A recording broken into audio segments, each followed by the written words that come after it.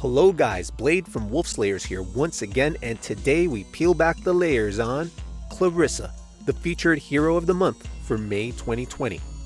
Now, don't let her innocent looks and somewhat lackluster art fool you. This dark elemental hero is absolutely dangerous, although she's been nerfed since her debut in beta. Her very fast mana generation makes her deadly on the offensive end. She'll make a very nice addition to any team, especially if you lack this very fast mana speed. It will only take her 7 impacted tiles for a full mana charge, or only 4 if you ghost them.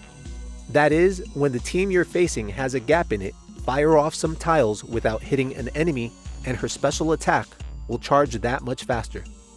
The tiles charge even quicker with fast mana speed troops, specifically the Mystic Mages. Only 3 ghosted tiles is shown here. Clarissa can wreak some serious havoc in just a short time.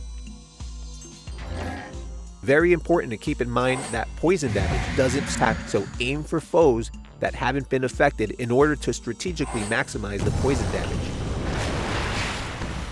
Clarissa also has an innate resistance to poison, so no need to worry about her in any of the poison stages from Season 2 or any stage enemies or heroes like Proteus or Sartana who deal poison damage over time, for example.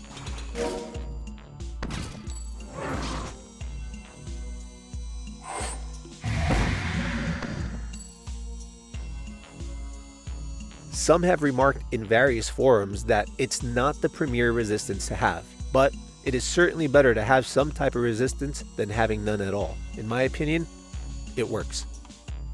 Clarissa also offers an elemental link, which gives all dark allies an extra 30% defense against special skills for 4 turns, and it can't be dispelled.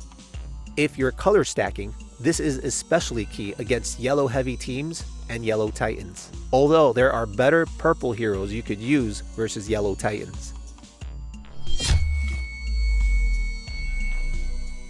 Clarissa belongs to the Paladin class, a defensive hero class, which allows her a chance to increase her defenses after taking damage, thus increasing her survivability during raids, wars, and what have you.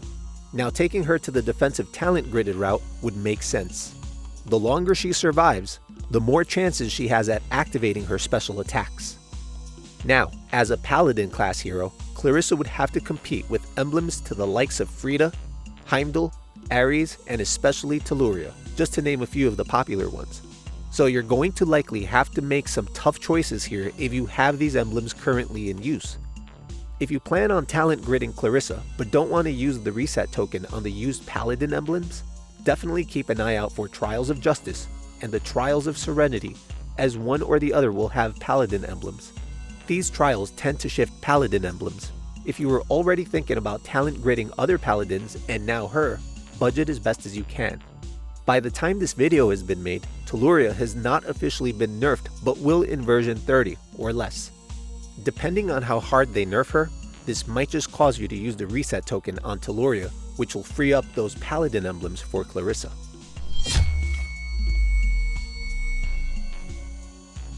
Clarissa's special skill is called the Miasma Mace, and I hope I'm pronouncing that correctly, where she deals 135% damage to the target and nearby enemies.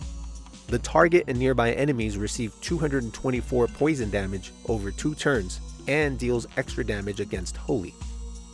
In regards to the extra damage, there's been varying damage percentage hits somehow, but still, it deals more damage to those heroes. And her elemental link, we've already covered, so very impressive indeed. The obvious comparison due to this special skill is none other than Gravemaker. As we compare them side by side, her basic max stats are slightly superior to that of Gravemaker's, as her attack is stronger by 6 points, her defense is stronger by 4 points, and her health is stronger by 4 points. They both have very fast mana generation and both inflict the same initial damage of 135%. Clarissa deals 224 poison damage over time for 2 turns. Gravemaker 298 burn damage over 2 turns, so he gets the edge on the damage over time. He also deals extra damage to the weaker target, like Clarissa does. Gravemaker's elemental link gives all fire heroes an extra 5% attack and 5% defense for 6 turns. Gravemaker has both offensive and defensive perks with his elemental link for 2 more turns, while Clarissa offers greater defense for special skills. In this regard, it is clear she is more defense-centric when compared to Gravemaker. Overall edge on the special attack comparison goes to Gravemaker's Ashes to Ashes. Can her special be stronger? Sure, but she's still going to be a nightmare nonetheless. Clarissa could very well just be a step or 2 behind Gravemaker, an undisputed top 2 to 3 hero in the game, which is saying a lot. So if you're fortunate enough to have pulled her, you should feel less deprived if you don't already have Gravemaker.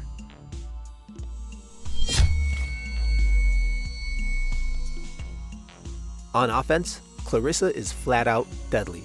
Although the current meta is Telluriya tank heavy, if they nerf Telluriya really hard, tanks might change back to Guinevere again, in which case Clarissa will be a huge problem for her. Clarissa is great in offense, but as a purple hero, she's also competing for a spot against Ursina, Cades Barado, and Sashat to name a few. There are many good purples to choose from, but Clarissa is very powerful as well.